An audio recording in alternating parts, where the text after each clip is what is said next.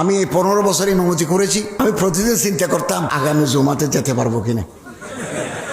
আমাদের মন্ত্রণালয় অফিসাররা কাজ করছেন, একটা বেতন কাঠামো পে স্কেল তৈরি করার কাজে আমরা হাত দিয়েছি এবং একটা গ্যাজেট করে মন্ত্রী পরিষদে পাশ করে অর্থ মন্ত্রণালয়ের সাথে সংগতি রেখে ইউনিফাইড একটা পে স্কেল ঘোষণা করব। সমস্ত গভর্নমেন্ট মসজিদে, স্বায়ত্তশাসিত মসজিদে, ওয়াকফ মসজিদে এই কাঠামো কার্যকর করতে তারা আইনগত বাধ্য থাকবে। ভালো বেতন, সম্মানজনক। 2015 সালের পে স্কেল অনুযায়ী আগে ছিল 6, এখন 15, আমরা এটা আলাদা করতেছি। এবং ইমাম মুয়াজ্জিন নিয়োগ বরখাস্ত, এটারও আমরা একটা বিধি করতেছি। আসো পড়ো, যাও চলে যাও, এভাবে চাকরি হয় না। আচ্ছা পড়ো, কাল সকাল থেকে পড়ো, আচ্ছা তুমি চলে যাও। একজন ইমামের প্রতি অসম্মান থাকতে হবে। কি কি কারণে ওনারে বরখাস্ত করা যাবে? 1, 2, 3, 4 নিয়োগ প্রক্রিয়ায় ইউএনও, ডিসি, স্থানীয় ওলামায়ে কেরাম বসে কেরাত, মাসালা মাসাইল এগুলো দেখে ইমাম নিয়োগ হবে। বরখাস্ত করতে হলো আইনের আওতায় আনতে হবে। আমি এই 15 বছর ইমামতি করেছি। আমি প্রতিদিন চিন্তা করতাম আগামী জুমাতে যেতে পারবো কিনা। আলহামদুলিল্লাহ 15-16 বছর করেছি।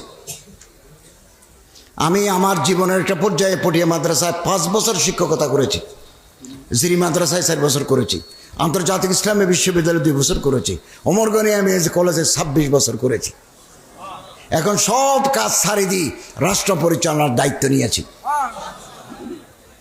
দায়িত্ব একদিন শেষ হয়ে যাবে, এরপরে কি করব আমি জানি না, আমার মওলা জানেন।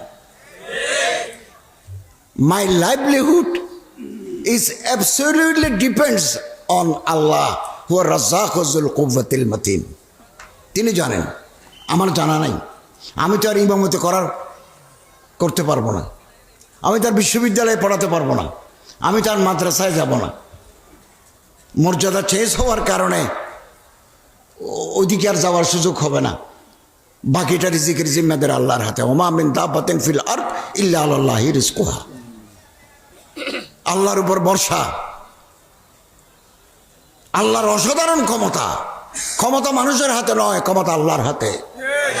তুতিল মুলকা মান তাশা ওয়া তানজিউল মুলকা মিম্মান তাশা ওয়া তুইজ্জু মান তাশা ওয়া তুযিল্লু মান তাশা। ঘুম থেকে উঠে আমি উপদেষ্টা হিসাবে শপথ নিয়েছি। আমি কিচ্ছু জানি না, এটা আল্লাহর কাছে লেখা আছে। ঘুম থেকে উঠে ডাকা গেছি, মানুষ বলতেছে যে আপনি উপদেষ্টা হচ্ছেন। আমি বললাম আমি তো হওয়ার কথা নয়, আরো কত দামি মানুষ, হাবিল মানুষ আছে। 8:30টায় শপথ নিয়েছি বঙ্গভবনে। 6:45, 6:30, 6:45 ফোন আসলো যে মহামান্য রাষ্ট্রপতি আপনাকে উপদেষ্টা নিয়োগ করেছেন, 8:30টায় শপথ হবে, গাড়ি পাঠাচ্ছে, আপনি কোথায় আছেন। এই হচ্ছে ঘটনা।